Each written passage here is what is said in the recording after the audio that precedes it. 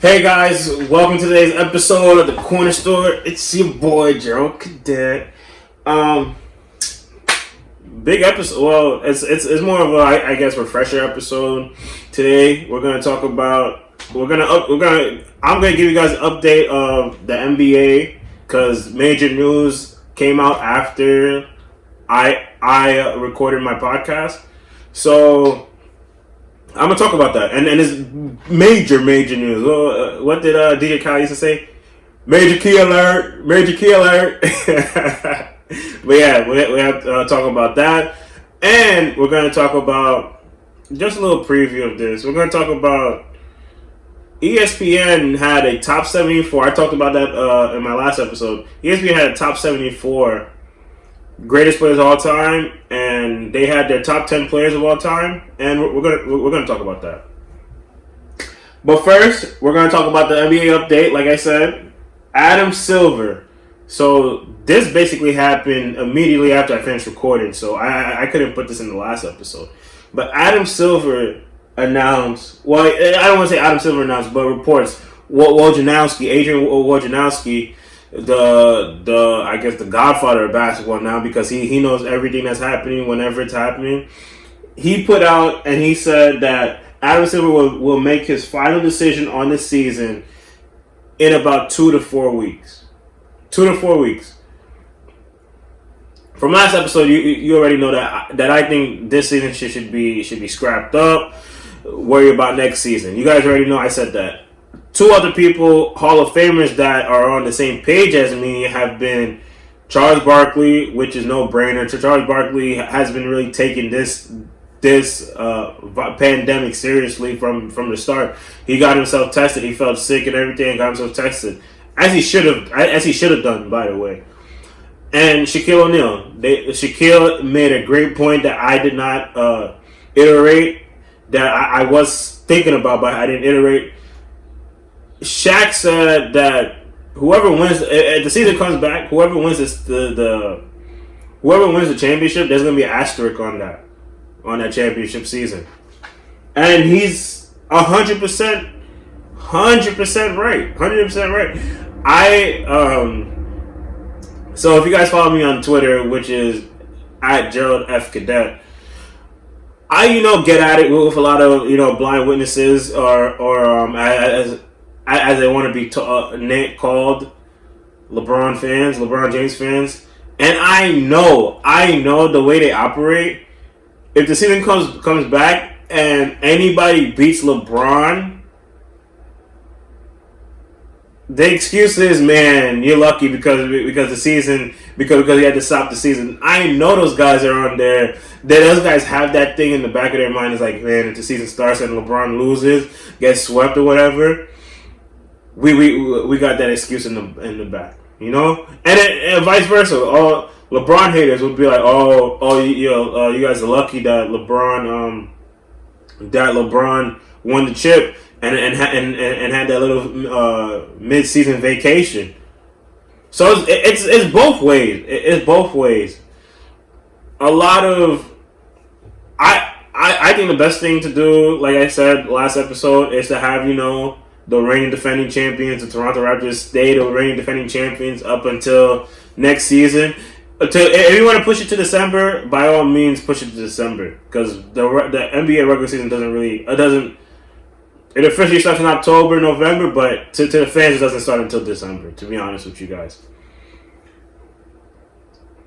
So you have Hall of Famers lobbying to cancel the season. Some fans, myself included, lobbying to cancel the season. However, the opinions that matter are Adam Silver plus the players. And the players, the top 10, top 15 players say that they want to still finish the season. And from what we know about Adam Silver and the way Adam Silver has been, his track record as commissioner, he's been very player friendly. Not saying that the players run the asylum, so to say, the prisoners run the asylum. No. I'm gonna give Adam Silver a lot more credit, but a lot of things, a lot of decisions have been made in favor of the players. Whereas David Stern, R.I.P. David Stern, during his day, more of the things, and I also understand David Stern's position. He was trying to clean up the NBA. Because the NBA at that time when he first became commissioner was basically a crack cocaine filled NBA. So he was more image based, NBA image based, and now since Adam Silver has realized, and David Stern realized this too, that this is a players' league, but Adam Silver is more gearing towards the players. In contrast, David Stern was gearing towards more the logo, the NBA.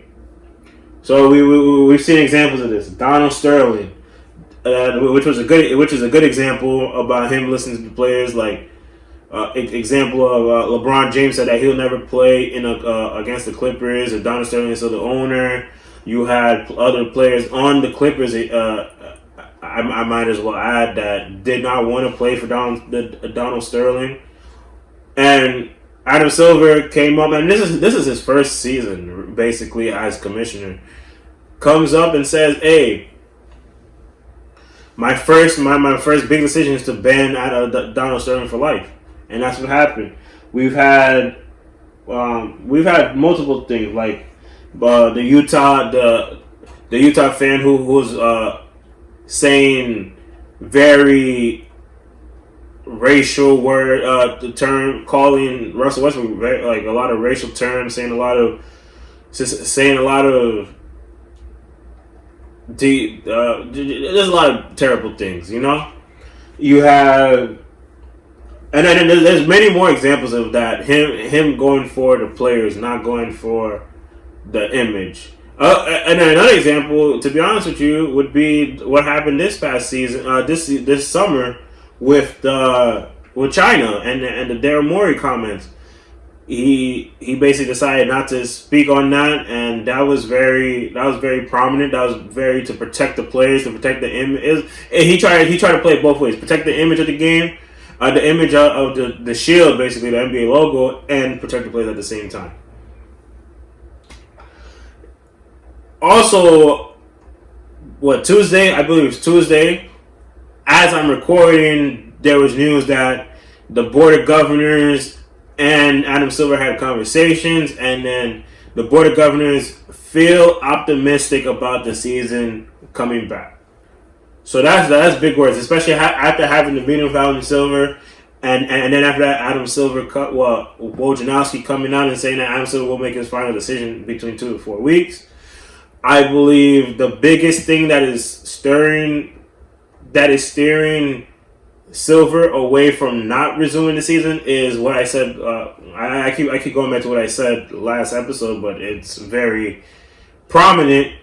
Is that to get testing, to have testing available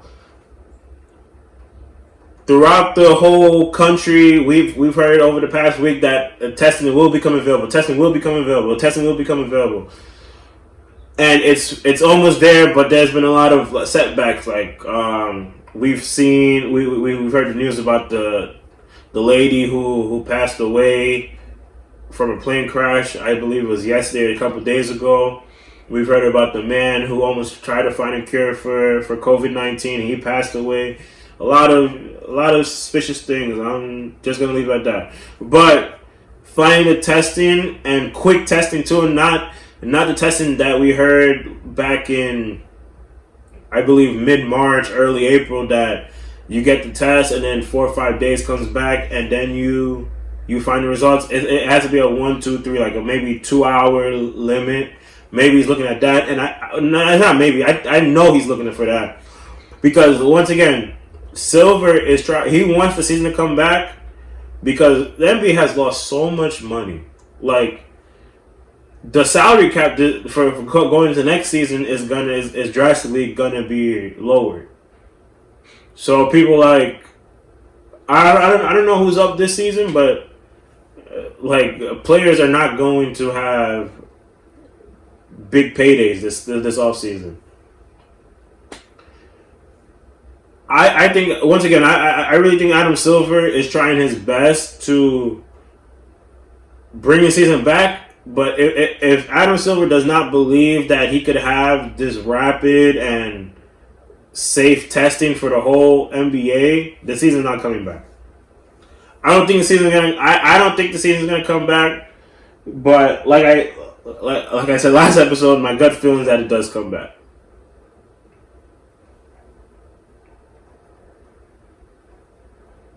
It's gonna come back. I believe that the NBA season is gonna come back late June, early July, and then like I said, knowing the fact that the best players, the most marketable players, came together on Monday and said basically told Adam Silver that we want the season to come back, and knowing Adam Silver's track record of being a player friendly commissioner. Late June, early July is when the NBA season is going to come back. I that's my gut. Like I said, I'm also in agreement with Charles Barkley and Shaq that the NBA season should not come back. You should just worry about next season. But hey, man, I'm appreciative of having basketball back anyway, because like it's been tough, bro. It's been tough not having no type of sports. It's been tough, like. If it wasn't for having video games in here, like, I think I'll go crazy. It's not even funny. I think I would go crazy because sports is my life.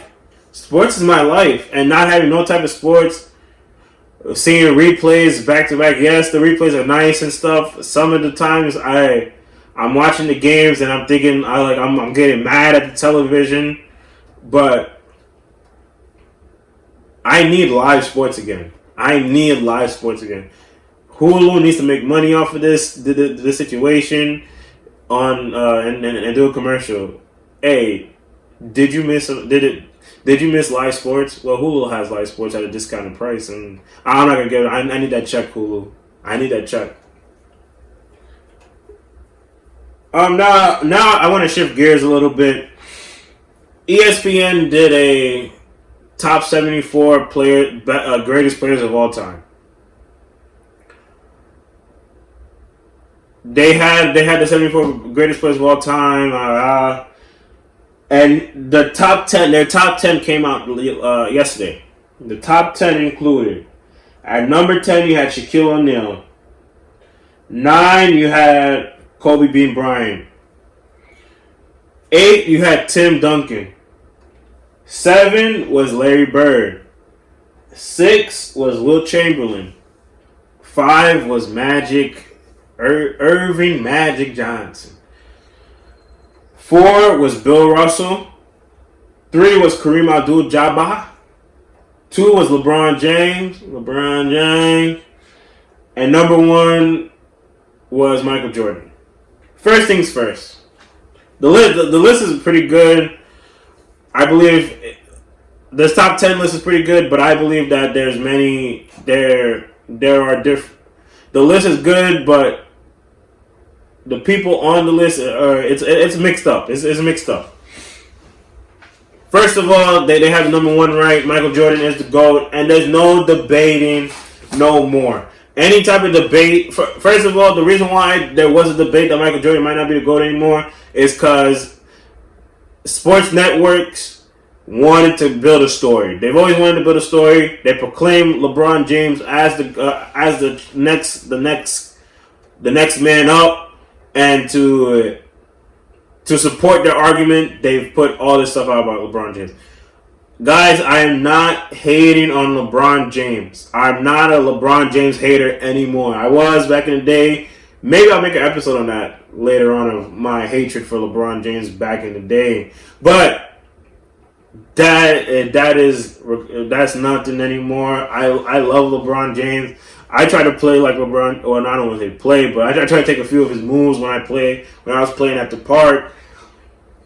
My issue is not with LeBron James. My issue is with his fans. His fans are the most annoying people in the world. And it's funny because my best friends a few of my best friends are LeBron James fans. And it's like talking to a wall, explaining why Michael Jeffrey Jordan is the GOAT of all time. I'm happy that The Last Dance has come out. I've seen part 1 and part 2 of The Last Dance, but I've not seen all of them. I'm trying to wait until I believe this week will be the last 2 episodes of The Last Dance, which is good. So I could be able to watch all 10 hours, and I'm trying to do that because I watched the first 2. I watched the first 2 episodes, and the first 2 episodes were fire. When I say fire, the first 2 episodes were fire. Anyways, we all know Michael Jordan's the GOAT. Michael Jordan is above everybody else on the totem pole. Michael Jordan is the GOAT. There's no need for argument anymore. Thank God The Last Dance came out. For that argument, I know people are still going to argue and try to debate, try to push LeBron to number 1, but it's not going to happen. Michael Jordan is the greatest of all time. We can still appreciate LeBron James for LeBron James in the ESPN top 10. LeBron James is the only active player in that top 10, which is good. We could still appreciate LeBron James, but understand that LeBron James is not Michael Jordan. LeBron James is not Michael Jordan. LeBron James will never be like Michael Jordan, especially at year 17. Yes, what he's doing is great, but LeBron James is not Michael Jordan. It's you can put the stats up, but like I said, like I've told you guys in previous episodes, stats lie. Stats are manipulative. You can manipulate stats, and then that's what a lot of people do, especially with this advanced analytic era. You could per 36 minutes, man. Nobody's looking at that. What does your eyes tell you? What do your eyes tell you? What do your eyes tell you? Hey, man. But here's my top 10 of all time. No, I do not have Shaq in my top 10. No, because Shaq, yes, he was a dominant force, and growing up, I seen somewhat of the dominant force of Shaq, but he's not in my top 10 because Shaq was just a bully, man. He's just a bully, which is good. I'll have Shaq maybe 11, 12, but Shaq's not in my top 10. I believe. And Shaq said the one person that he could never guard is this man. I have number 10, Hakeem the Dream Olajuwon, and number 10, Moves Allure.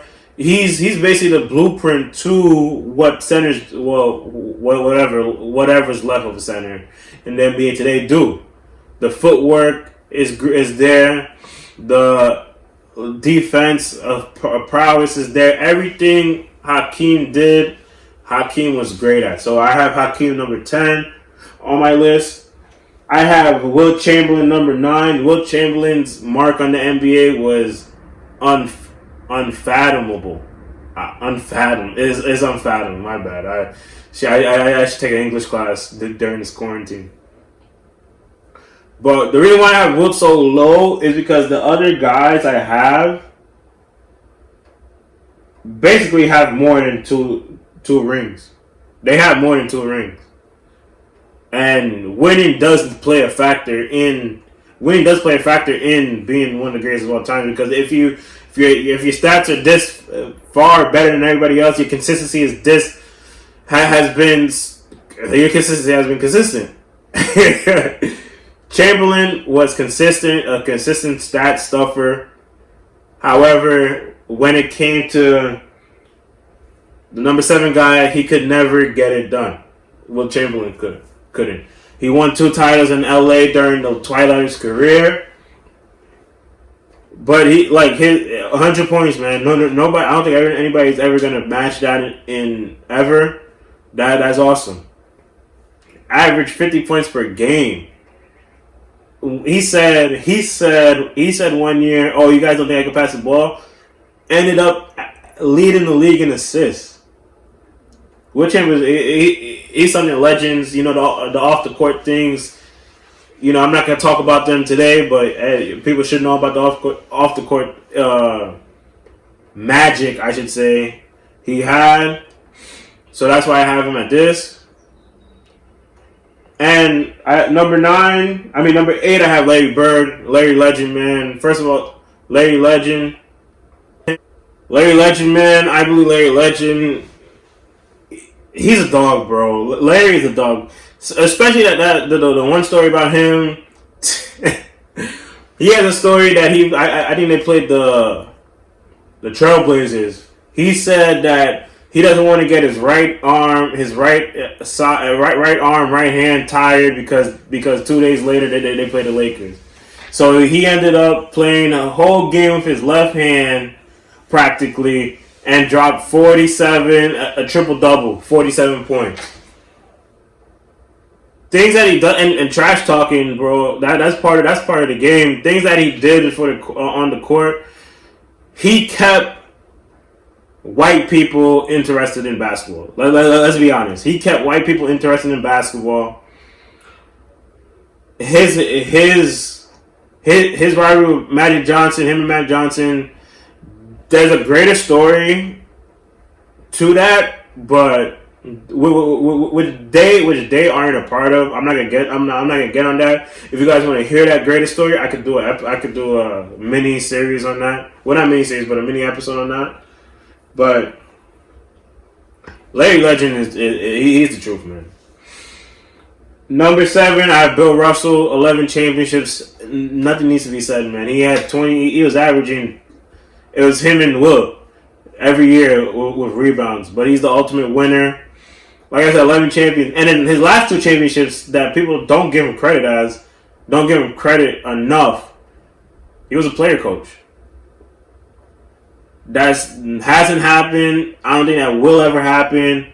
A player coach winning 2 titles. That's number 7, Bill Russell. Number 6 is Mr. Fundamentals, the greatest power forward of all time, Tim Duncan. He didn't say a lot. The best thing about Tim Duncan, and I'm happy that I witnessed him in my childhood, is whenever he got hype. A big example is what should have been the craziest shot in the Lakers Spurs series in 2004. It ended up being a Derek Fisher shot, but right before the Derek Fisher shot, Tim Duncan threw up a fall away over Shaq for the Spurs to be up. And then the way this man was holding his jersey, he wasn't trying to beat his chest or anything, but he was trying to be so cool and calm, but he was so hyped. And he did that for years on end, and I love that about him. He was just a funny guy. That and then when it was time, especially toward the later end of his career, when a lot of I believe youngsters thought that they could take on Tim Duncan, he let them know, hey, I'm still in this game, man. I might have this little brace on, but I'm still your daddy, right? And at 5 titles, man, should have been 6, but Ray Allen. I ain't gonna say nothing. I ain't gonna say nothing else. So now, that was the bottom. That was the bottom 5. Here's the top 5 for me. I got Magic Johnson, number 5. Kareem Skyhook Abdul-Jabbar, number 4. LeBron 3. The reason why I put LeBron 3rd too, because I had him in my lower end of the top 10. But LeBron James, his greatness. No, I don't think anybody, unless you're crazy and blind, would ever deny he is great. He is one of the greatest of all time. But for me, what put him over the edge, and I was like, damn, maybe he is top 3, is the fact that he brought a bunch of bums to the finals in 2018. You got to say, oh, he always brings bums to the finals, but no. 2018 was the only time he brought bums to the finals. I don't even think 2007 he didn't bring no bums to the finals. The team was created to him. But 2018, what I saw him do was amazing. I'm gonna leave it at that. So I have Michael Jordan number 1, and then this is what I'm confused about. So I have LeBron 3, Jordan 1. if Michael Jordan is the greatest player of all time, right? Why isn't the carbon? When I don't say carbon copy, but why isn't the closest thing that we've seen to Michael Jordan not number 2? The person I'm talking about is Kobe Bean Bryant. R.I.P. Kobe. Kobe Bryant was the closest thing we've ever seen to Michael Jordan. And Kobe Bryant wasn't bad. He was a winner. He wanted people to win. Towards the end, this man led the Lakers to the NBA playoffs. They could have been a 7 seed, 6 seed, but if he didn't tear his Achilles. Willed that team that year to go to the playoffs. He said, "Nah, I'm gonna put you guys on my back." He had a season where I believe Byron Scott was the coach. They needed a point guard. Kobe was like, "Hey, I'll play point." Was averaging 10 assists a game during his time, and then he got hurt. This towards the latter end of his career. That man, when he needed a bucket, people feared the man in the fourth quarter. People feared the man. The miraculous game-winning shots, the everything, the Matt Barnes, he's not scared of nothing. That was an antithesis of his the way he played basketball, not scared. Kobe, I could go on and on about Kobe, but what I just don't understand, everybody says the closest thing we've seen to Michael Jordan is Kobe Bryant. And Kobe Bryant is third and fourth in points. I believe he's about top 5 in field goal attempts. He's right there with Jordan in a lot of stuff. All defensive team, all defensive first team. Why? Because he only has one MVP, but he should have had about 2, 3, 4 maybe. Kobe Bryant is the closest thing that we've seen to Michael Jordan. Why isn't Kobe Bryant? Why don't people put Kobe Bryant in a top 2? Top 2 greatest of all time. Personally, from what I've seen, like I've always said this: the Michael Jordan I saw was the Washington Wizards Michael Jordan. That's the Michael Jordan I remember.